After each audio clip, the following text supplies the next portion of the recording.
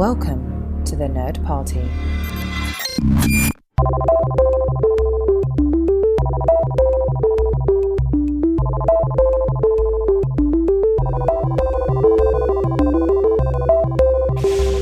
Hello, everybody at home, and welcome to Second Contact, a Lower Decks commentary podcast. My name is Charlene Schmidt, and with me, as always, is Tristan Riddell. Tristan Riddell. We are on episode 9 of Lower Decks. We are marching our way to the finale. Can you believe this? I'm shaking with low level depression. I can't handle it. Oh no! You know what? It has gone by way too fast. I've been saying this the whole season, and we don't know when we're getting season 3 just yet, right? We know that they've been working on it. But to think about another year is going to go by until we get more Lower Decks. No, I want more. This is so good. I know.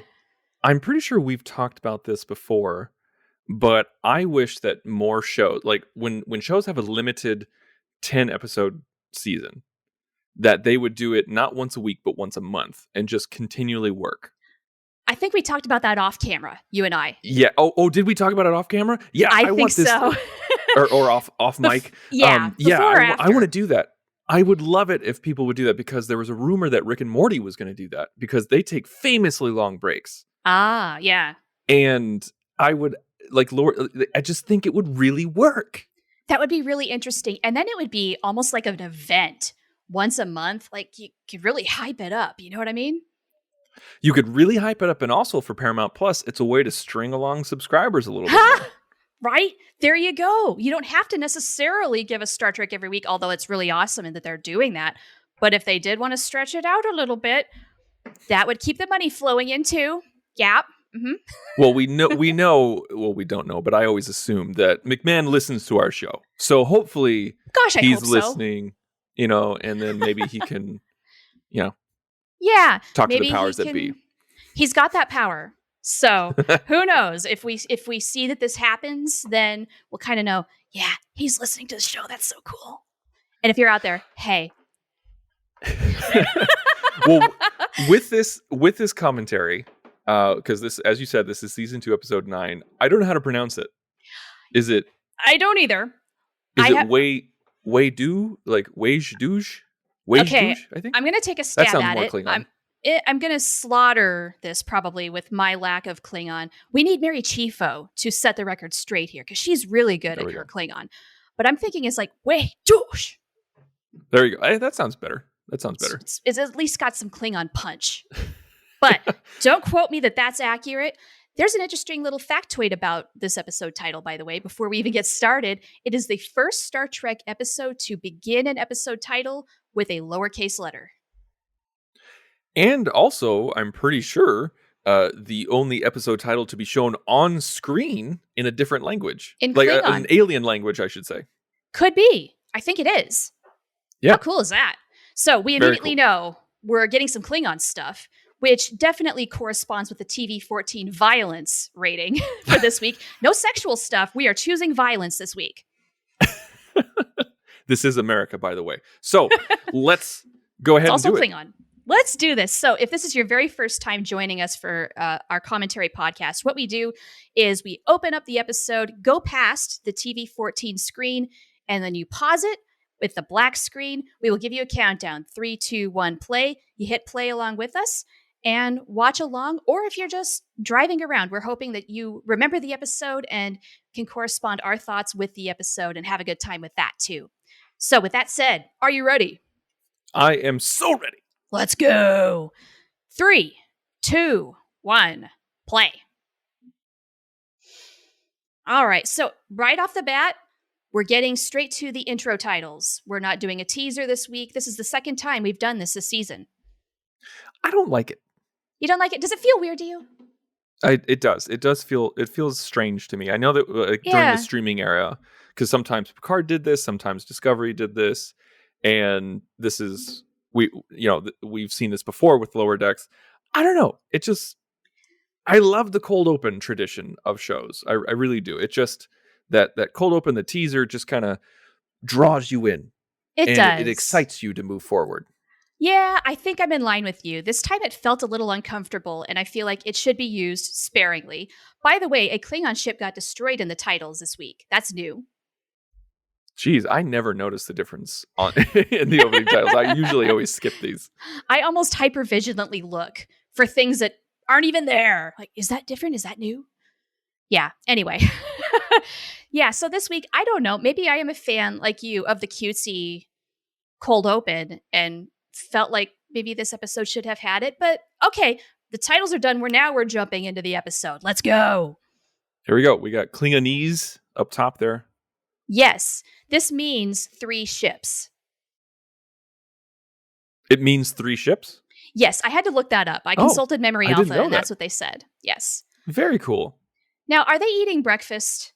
Because Rutherford's choice is my particular favorite of a burrito and a cupcake. a purple cupcake, no less. Yes. Meanwhile, Boim's has the bland oatmeal type stuff and a cup of coffee, which that made me think it was breakfast, but then Mariner's eating nachos. I don't know. I wonder, this kind of makes me, I know that they do have a schedule on the ship, but it makes you wonder, like, it has to be a whole lot easier to do like second shift or third shift on a starship. You would think, right? Know? Because what is your concept of day and night on a ship? Right. Yeah. I know that sometimes in TNG we would see Data and they're like, begin the night shift, and it would dim the lights. And I'm like, why? Why? Who's that for?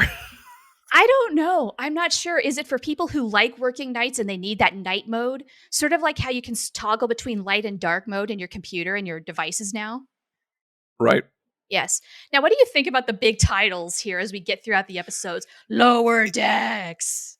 It's very modern. Like, it's very it's very popular to do that over the past 5 years, I think, to have like gigantic titles. We've seen Marvel do it. We saw Mindhunters do it. We saw I think we saw a few other shows. So it's a trend. Okay. It's a trend, yeah. Good to know. I love that the Klingon ship has hammocks for its lower decks. That is an amazing They're sleeping detail. in a hallway too. Yes. It's so good.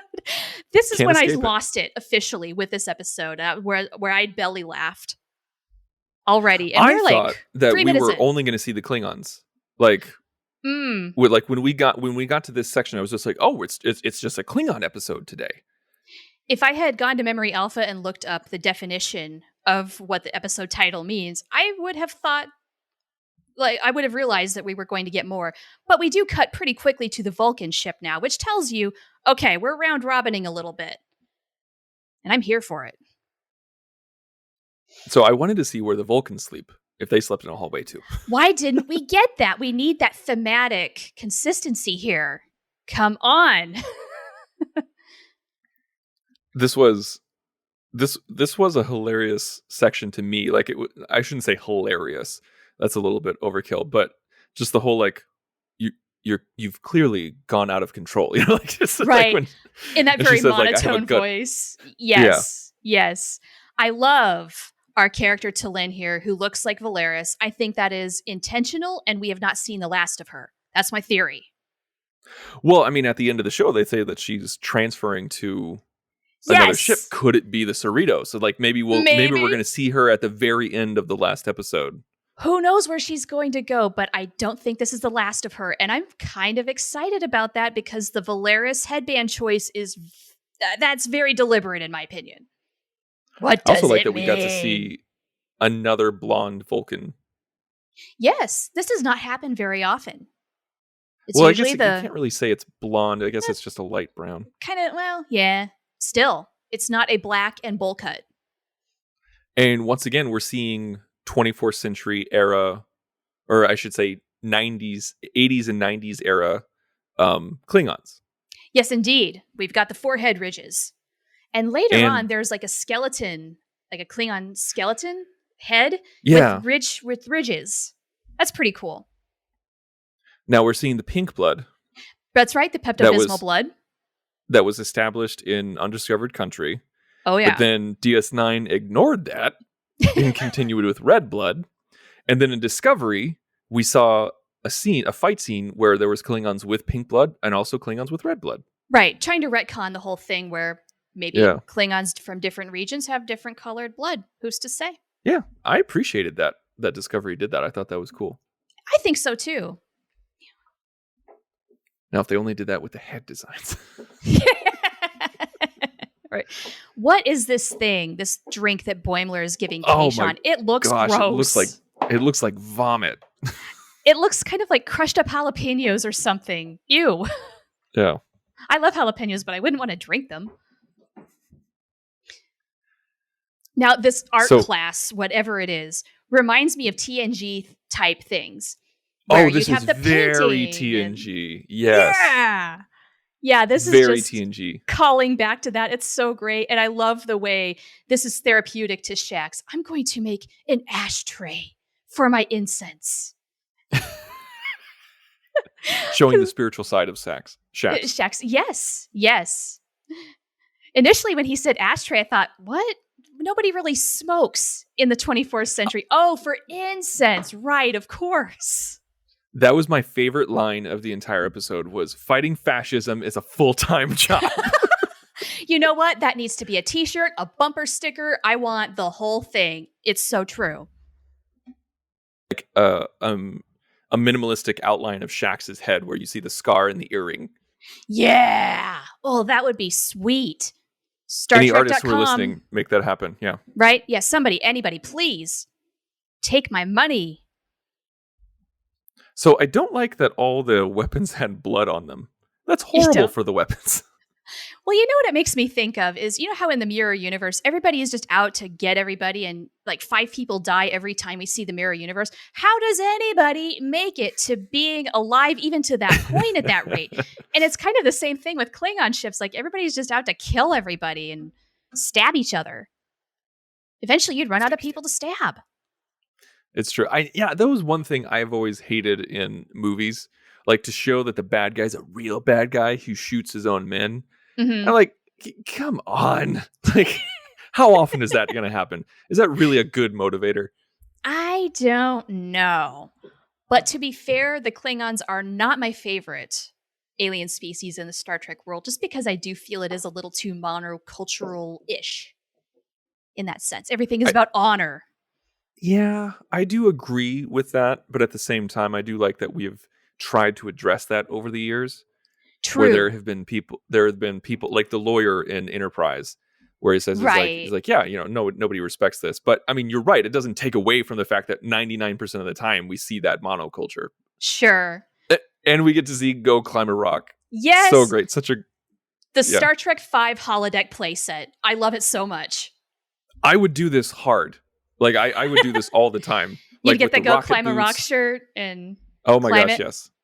One of my favorite but most intrigued by details is the fact that Dr. T'Ana is not wearing boots.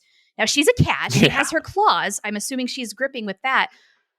But on a rock, is that really going to help her that much? If she were climbing a tree, yes.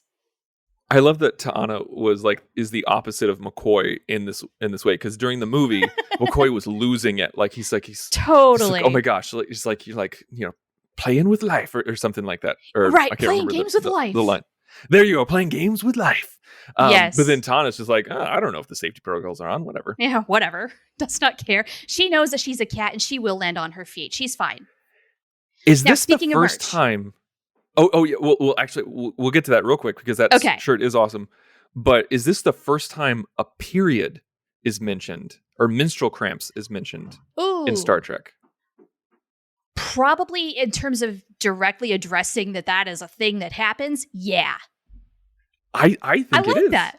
I think that's a good context too. Of your superior officers need to know of any possible conditions that could affect your performance. And then she comes at her with talking about her hot flashes. Yes. Yeah, it's a real thing, man. Hormones are a biatch. They do affect you in minor ways.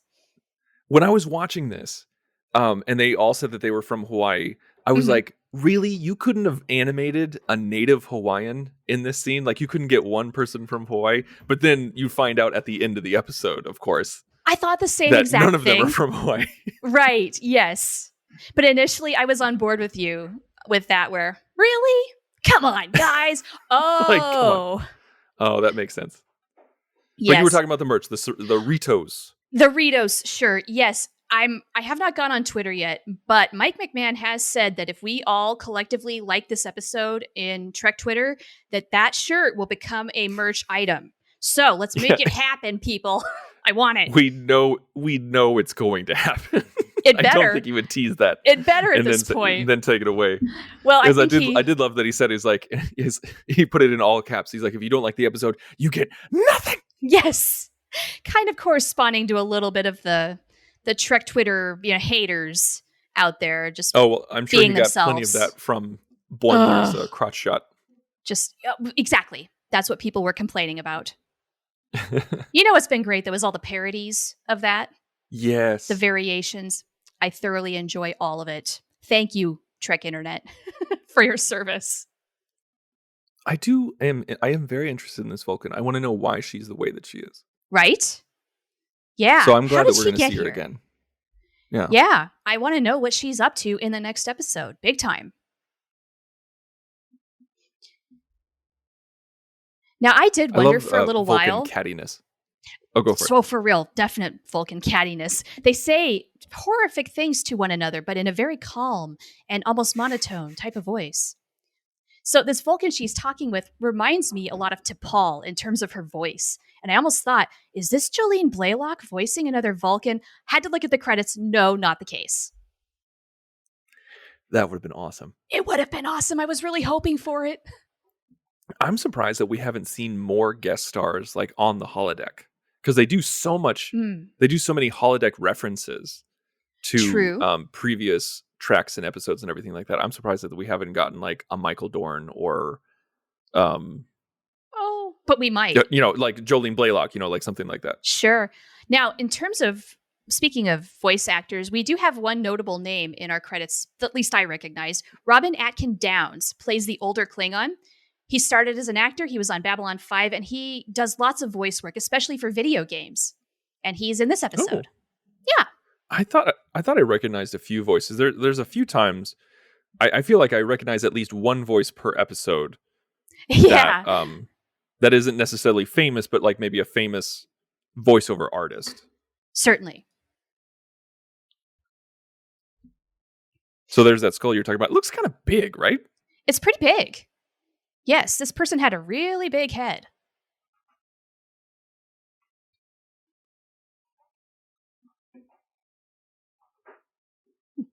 So, okay, this is who I thought. One of the Vulcans was played by Mark Evan Jackson. Okay. And he was on The Good Place, and I think he was most known for being Captain Holt's husband on Brooklyn Nine-Nine. Oh, okay. That's a fairly recent show. I have not watched it. Is it still going? No, it just finished. Ah, okay.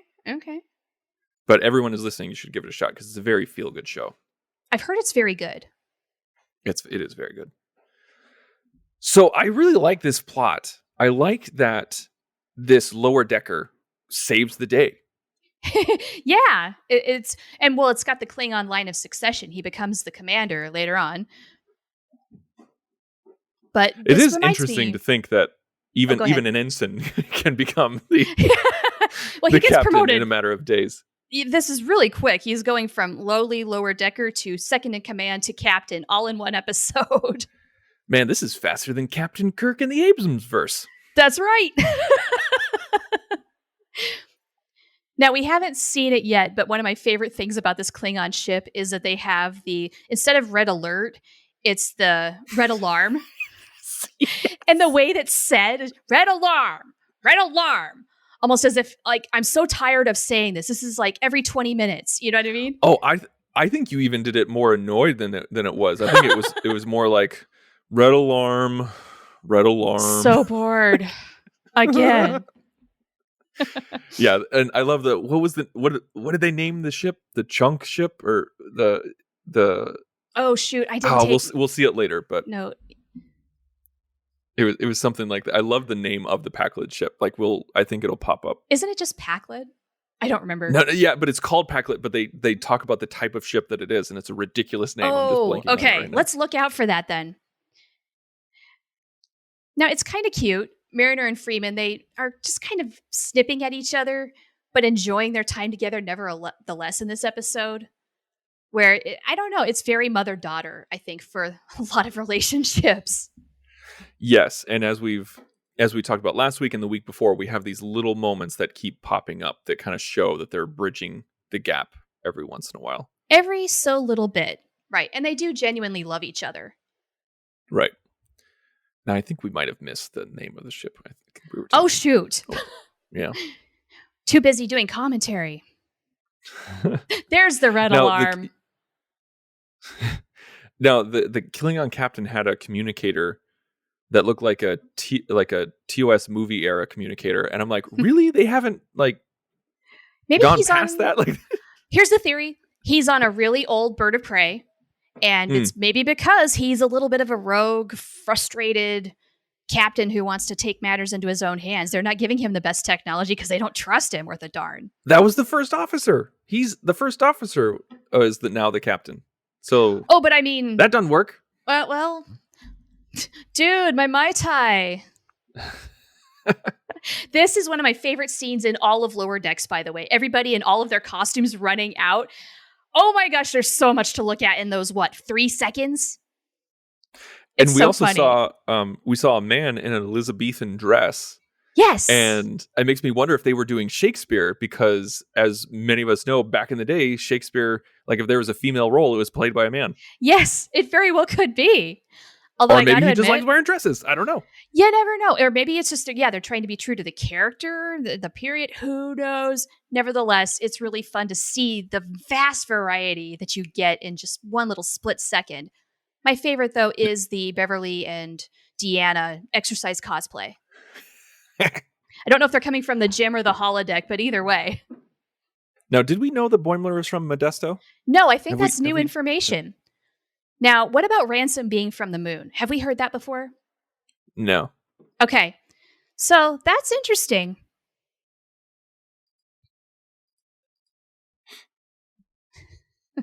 I like that we get different body types with his character on the left. It's nice. Variety is good. Yes, in contrast to Ransom and his really ripped abs. She's a much more average body type than the stick that is Mariner and Cindy. Right. We don't have an itty bitty waist going on, and you know what? That's refreshing. Thank you. Not everybody is. I thought that this action scene, this was really well done. Cutting between, once the Vulcans come in, cutting in between the three and the three ships, and then of course the Pakled ship all together. I thought this flowed really well. It kept your attention. It was good action. Oh yeah. And I love the lighting in the Klingon ship. It is. It's complete battle mode, isn't it? Yeah, I think lighting and animation. Clump ship. That's the there it is. Clump ship. Clump That's what ship. It was. Such an appropriate name. That's so funny. You gotta love that they're just talking about, I'm hungry in the middle of a battle. Okay, guys. Where is this all really leading? I can't wait to find out next week.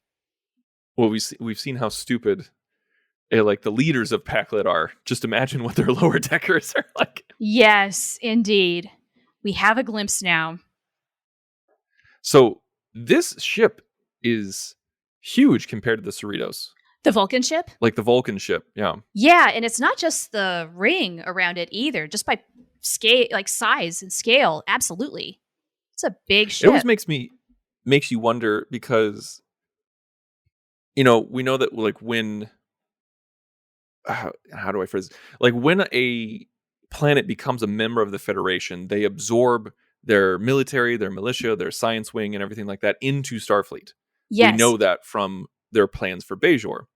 And now Vulcan was a founding member of the Federation. So I'm wondering if they're no, we're keeping our own science vessels. You guys, Starfleet's going to be separate from us. They must have made some sort of negotiation, right? Because then otherwise, why are there just all Vulcan vessels? I don't completely get it, but it's a thing for them.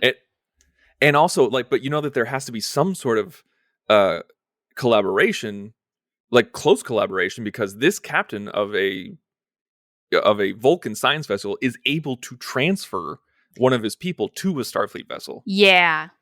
Again, they've got some sort of agreement. We just don't know the details. Yeah, this is the kind of stuff that I love about Star Trek. Like when we get really nerdy. Maybe we'll get more explanation next episode when we see where she's transferred. I don't know. I don't care how this sounds. I love window cleavage in window Klingon cleavage outfits. Yeah.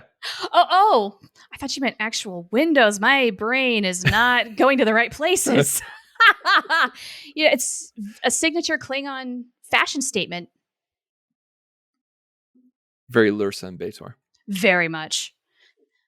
Maybe they were the pioneers of that. At least for us as an audience.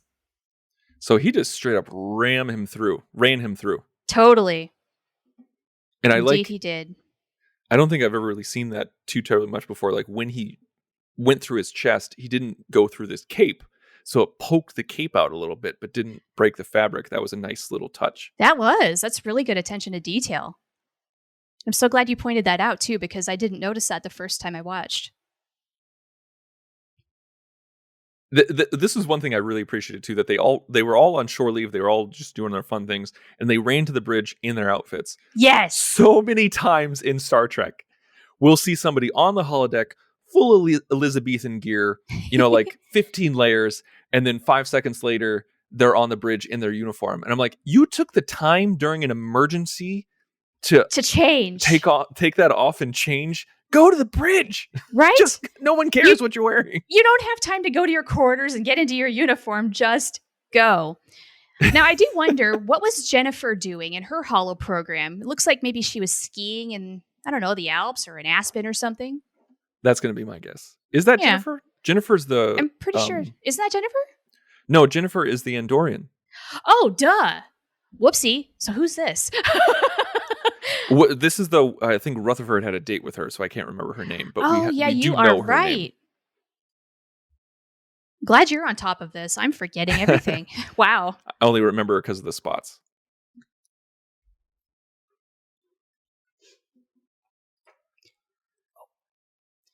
Now, is it just me, or is that a really long pause for commercial that we just had? What? Yes, that was. Like, both you and I didn't say anything because we're like, wait, what? What's going on? I thought the video was screwing up on me, because that happened to me earlier today. Paramount Plus was dropping the ball on me. I thought, oh, no, not again. Yeah, this was, and see, like right there, like on the pad, you can see a Starfleet insignia. You see the Delta Shield. Yeah. But it's interesting because you don't see all like Beta Z ships or all Andorian ships necessarily, as far as like a full Starfleet crew. Now, if they're out there, we need to see them. I would like to see them. But yeah, like one time in Deep Space Nine, we had it was a Starfleet vessel with an all Vulcan crew. Well, how on earth is that legal? Like, it's Vulcan snobbery, I tell you. That is hardcore racist. Like, there's no way that they could. I hate that they included that in Deep Space Nine. Well, they were jerks. They were absolute jerks. I don't think Starfleet would ever allow that. Okay, so we see black, like gray and black outfits in the back. So are they crewmen? Like, That's a really good question. I'm not seeing any rake insignia, and we haven't seen these types of outfits before. So not are they here, no. cadets? Are they cadets on assignment? Are they crewmen? Are they? Yeah, maybe. Because he seems pretty young. Like, very Wesley Crusher vibes. Yeah, so it makes me wonder. Like, is he an enlisted man? I don't know. I want to find out. I don't know. I'd like to know more about this. Absolutely. And maybe we will, because it seems like Boims is going to mentor this young guy that he was just talking to. Yeah, now, I mean, we better. The show's not over, by the way. Yeah, it's not. We're rolling credits, but we're now on the lower decks of the Borg Cube. I thought this was a great touch, but at any moment, I was expecting something to happen. I was too, and it made me watch the entire time. Which I guess is the whole idea, isn't it? Very clever. You got us. Because, Borgs are inactive drones until they're not.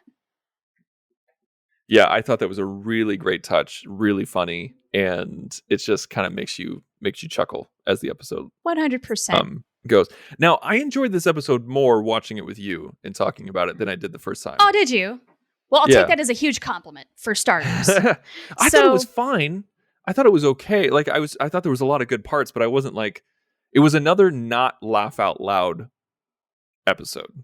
In my opinion. I think I liked it a little better than you then, because there were moments where I completely lost it and laughed out loud for a long time, especially early on when we're getting to know the lower decks on each of the ships. Just the way that that's presented, I loved it. It got me. But then as we go on, it is much more about telling the story. And we've got to get some plot points taken through here. Now, overall, though, I don't think this is bad. I love just the organic way we get so many references in Lower Decks fashion in this episode. They do a really freaking good job with it. But I do feel like this is just the lead in. This is the prelude to whatever explosive season finale we get next Thursday. Yeah, I'm really intrigued on what's going to happen. I'm hoping to end with a bang like we did with the previous season finale, and I'm pretty sure we will. So I have no idea what's coming, but I'm excited. And before we go, one thing that we didn't really talk much about that I would love to talk about is how basically the whole ransom and Boims and the whole I'm not from Hawaii thing totally makes me think about Lower Decks, the episode on TNG. And what was that guy's name? Lavelle, trying to bond with Riker over like, oh yeah, I'm from Canada, and it turns out Riker's from Alaska. He screws up, but it's that kind of a theme. They're trying to bond over that sort of thing. That feels, that's very, very astute. I think that's definitely what they were going for. Yeah, very cool. All right, any other final thoughts? Nope, I think we're good. I think that was a fun episode. Not laugh out loud for me, but definitely enjoyed it more the second time. Okay, cool. Maybe it's something that'll grow and on you, and maybe I don't know if other members of the audience feel the same way, or if they feel the way I do, where maybe I enjoyed it a little more. We'll have to get on Twitter and find out. What is the reaction this week, guys? All right. Well, if you enjoyed this episode, please let us know. You can send us messages. Go to thenerdparty.com/contact and select Second Contact from the menu. And we love letters. We really do. So if you want to do that, that's how you do that. Or you can hit us up on Twitter. You can tweet at Join Nerd Party, or me personally, I'm at Oh the Profanity. And Tristan, where can they find you? You can find me at The Insane Robin on Twitter. So we look forward to hearing you. And if not, well, that's okay, because we'll join you again next week. Join the revolution. Join the Nerd Party.